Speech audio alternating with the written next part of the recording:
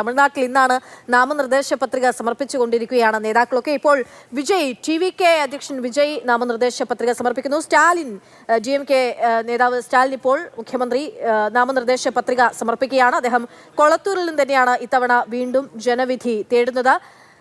വലിയ വാഗ്ദാന പെരുമഴയടങ്ങുന്ന ഒരു തെരഞ്ഞെടുപ്പ്, അതായത് മാനിഫെസ്റ്റോയൊക്കെ ഇന്നലെ DMK പുറത്തിറക്കിയിരുന്നു. ഒരുപാട് വാഗ്ദാനങ്ങളുണ്ട്. തൊഴിലില്ലാത്തവർക്ക്, വിദ്യാർത്ഥികൾക്ക്, സ്ത്രീകൾക്കൊക്കെ വലിയ വാഗ്ദാന പെരുമഴയായിട്ടായിരുന്നു മാനിഫെസ്റ്റോ തെരഞ്ഞെടുപ്പ് പ്രകടന പത്രിക പുറത്തിറക്കിയത്.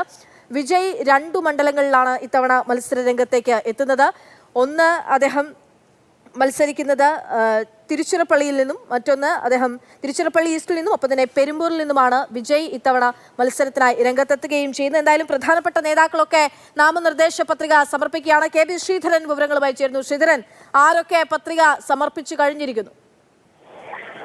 തമിഴ്നാട് മുഖ്യമന്ത്രി MK സ്റ്റാലിൻ, അതുപോലെ തന്നെ TVK അധ്യക്ഷൻ വിജയ് എന്നിവരാണ് ഇപ്പോൾ പത്രിക സമർപ്പിക്കുന്നത്. വിജയ് പെരമ്പൂരിലാണ് ആദ്യ പത്രിക സമർപ്പിക്കുന്നത്. തിരുച്ചിറപ്പള്ളി ഈസ്റ്റിലും വിജയ് മത്സരിക്കുന്നുണ്ട്. ഇന്ന് വിജയുടെ പര്യടനവും പെരമ്പൂരിൽ ഉണ്ട്. നേരത്തെ ഇതുമായി ബന്ധപ്പെട്ട് വിജയ്ക്ക് പര്യടനത്തിന് അനുമതി സംസ്ഥാന പോലീസ് സുരക്ഷാ കാരണങ്ങളൊക്കെ കാണിച്ചുകൊണ്ട് നിഷേധിച്ചിരുന്നു.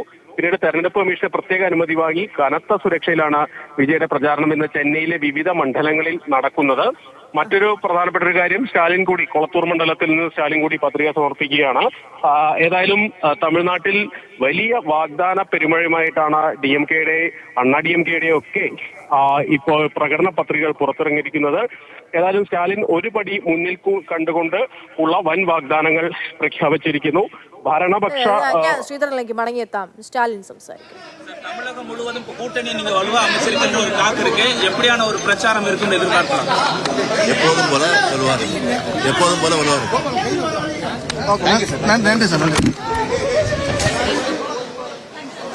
ചോദ്യം ചോദിച്ച് അദ്ദേഹം മറുപടി നൽകിയിരിക്കുന്നു. കൊളത്തൂരിൽ തന്നെയാണ് ഇത്തവണ സ്റ്റാലിൻ മത്സര രംഗത്തേക്ക് ഇറങ്ങുന്നത്. അതേസമയം ഇത്തവണ എന്ന് പറയുന്നത് വിസിലിന് വോട്ട് ചെയ്യുക, വിസിൽ വിപ്ലവത്തിനാണ് ഇത്തവണ തമിഴ്നാട് വേദിയാകുന്നത് എന്നുള്ളതാണ് TVK മുന്നോട്ട് വയ്ക്കുന്ന അവരുടെ ഒരു പ്രധാനപ്പെട്ട മുദ്രാവാക്യം എന്ന് പറയുന്നത്. ശ്രീധരൻ തുടരുന്നുണ്ട്. ശ്രീധരൻ, അതായത് നമ്മൾ പറഞ്ഞു വന്നത് പ്രകടന പത്രികയെ പറ്റിയാണ്. അതായത് വലിയ സൗജന്യങ്ങൾ, വലിയ വാഗ്ദാനങ്ങൾ ജനങ്ങൾക്ക് നൽകിക്കൊണ്ടുള്ള പത്രികകളാണ് ഇരുവരും ഇറക്കിയത്. ആദ്യം TVK ആയിരുന്നു ഇറക്കിയത്, പിന്നാലെ DMK ഇറക്കി.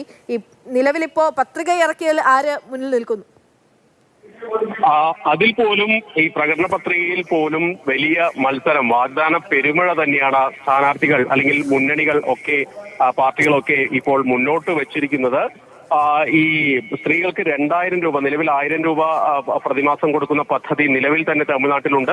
2000 രൂപ നൽകും. അതുപോലെ തൊഴിലില്ലായ്മ വേതനം, മറ്റ് ക്ഷേമ പെൻഷനുകൾ, ഇതിന്റെ എല്ലാം തന്നെ ഇരട്ടിയാക്കിക്കൊണ്ടുള്ള ഒരു പ്രകടന പത്രികയാണ് ഇന്നലെ DMK പുറത്തിറക്കിയിരിക്കുന്നത്. ഏതായാലും ഇതുമായി ബന്ധപ്പെട്ട് ഇതൊക്കെ എങ്ങനെ ജനങ്ങളെ സ്വാധീനിക്കുമെന്നുള്ളത് നിർണായകമാണ്. തമിഴ്നാട്ടിൽ മുൻകാലങ്ങളിൽ തന്നെ ഇത്തരത്തിൽ വാഗ്ദാനങ്ങളും അതുപോലെ തന്നെയുള്ള കാര്യങ്ങളൊക്കെ വെച്ചുകൊണ്ട് തന്നെയാണ് തെരഞ്ഞെടുപ്പിനെ പ്രധാനമായും പാർട്ടികൾ നേരിടാറുള്ളത്.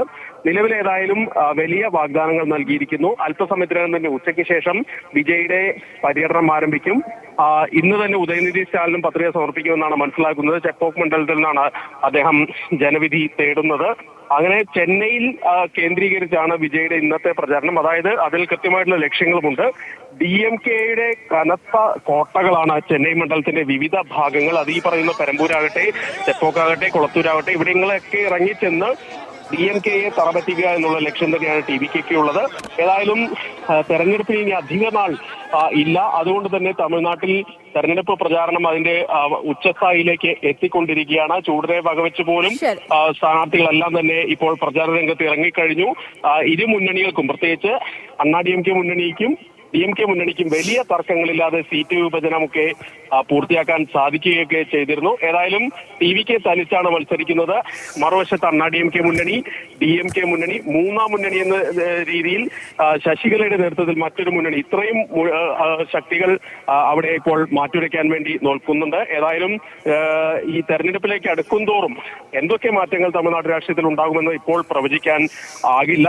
TVK വരുന്നതോടുകൂടി തന്നെ മുൻകാല ചരിത്രം എന്ന് ഉള്ളത് തിരുത്തി കുറിക്കും. ഇതുവരെ DMK മുന്നണിയും മുന്നണിയോ DMK മുന്നണിയോ എന്നുള്ള ചോയ്സ് ശരി, ഇപ്പോൾ സ്റ്റാലിന്റെ റോഡ് ഷോ ഒക്കെ നടന്നുകൊണ്ടിരിക്കുകയാണ് അവിടെ. വിജയുടെ പൊതുപരിപാടികൾ, റോഡ് ഷോ ഉൾപ്പെടെയുള്ള പ്രചാരണ പരിപാടികൾ ഇന്ന് നടക്കുന്നുണ്ട്. അതിനുള്ള അനുമതി വിജയ്ക്ക് ലഭ്യമാവുകയും ചെയ്തിരിക്കുന്നു.